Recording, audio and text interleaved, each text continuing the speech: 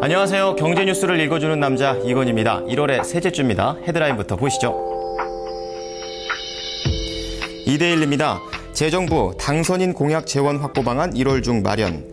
정부가 박근혜 당선인의 252개 공약에 대한 재원 마련에 나섰습니다. 재원 방안은 1월 중에 마련한다고 밝혔습니다. 매일경제입니다. 한국 세계 1위 품목 감소.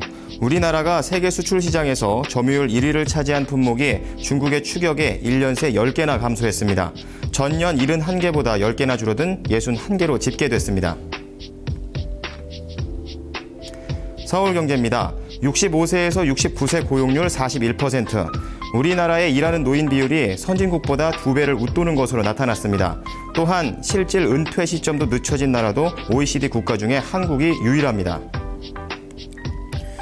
아시아경제입니다. 공정위 기획부동산 부당광고 처벌 강화.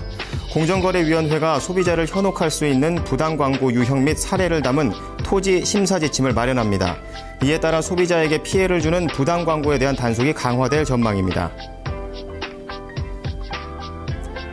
자, 2대1리부터 보도록 하겠습니다. 기획재정부가 이명박 정권의 차기 정권인 박근혜 당선인의 공약 실현을 위한 재원 방안 마련을 나섰습니다. 대통령직 인수위 부대변인은 기획재정부가 업무보고에서 박근혜 대통령 당선인의 306개 공약 중에 재정 뒷받침이 필요한 252개 공약에 대한 재원 추계 계획과 이와 관련한 세출 구조조정, 세원 확충, 재원 확보 계획 등을 1월 중에 마련하겠다는 내용을 업무보고에서 밝혔다고 말했습니다. 이 밖에도 이날 업무보고에서는 당면 추진 정책으로 공공기관의 재무건전성 강화 및 공공기관 일자리 정책, 청년 여성 베이비 부모 등 일자리 창출, 주요 생계비 부담 경감, 임구구조 변화 대응 등 10개 과제를 선정해 보고했습니다. 매일경제입니다. 한국이 세계 수출 시장에서 점유율 1위인 품목이 몇 개쯤인 것으로 알고 계십니까? 현재 61개인데요. 이게 많다고 생각하실 수 있지만 10개나 줄어든 수치입니다. 2011년 우리나라의 세계 점유율 1위 품목은 다 아시다시피 반도체라든지 철강, 자동차 등 총 61개로 전년 71개보다 10개나 줄어든 거니까 좀 많이 줄어든 거죠. 좀 더 자세하게 보자면 1위에서 밀려난 품목이 26개고 새로 1위로 올라간 품목이 16개니까 총 줄어든 품목은 10개가 되는 거죠.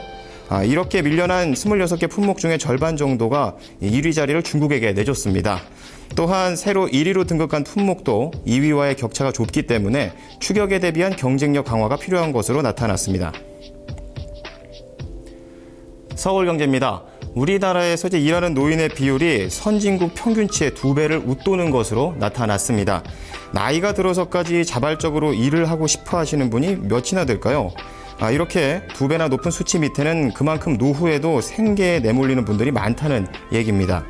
OECD 통계를 보면 2011년 한국의 65살에서 69살 고용률은 41%라고 합니다. 평균이 18%대니까 2배가 넘는 거죠. 또한 실질 은퇴 연령도 남성이 71.4세, 여성이 69.9세로 일이 있더라도 고령이 되도록 하고 계시는 분들이 많다고 합니다. 이제 분명 일하시고 싶으신 분들도 많으시겠지만 좀 쉬고 싶어도 쉬지 못하는 환경이 참 안타깝습니다. 자, 마지막으로 아시아 경제 보겠습니다. 1억 원 투자 시 2년 내 2억 번다. 도로 개통 예정, 산업단지 연계로 곧 개발, 이런 혹하는 문구들 읽어보신 적 있으시죠?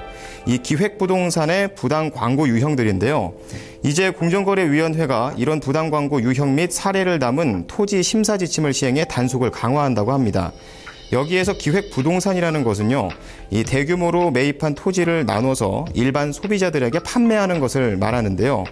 일반 소비자가 판매업자보다 이 토지에 대한 정보를 잘 모르기 때문에 이런 허위, 가장 광고에 피해를 입는 사례가 많았습니다.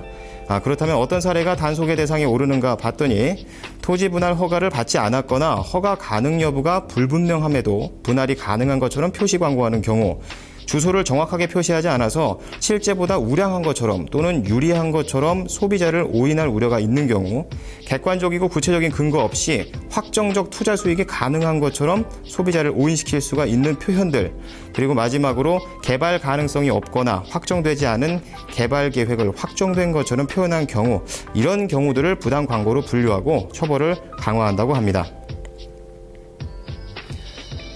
네, 대선이 끝난 지 벌써 한 달 가까이 되어가고 있습니다. 저도 이 기사들을 좀 준비하면서 이번에 이 공약이 300개가 넘는다라는 것을 처음 알았는데요.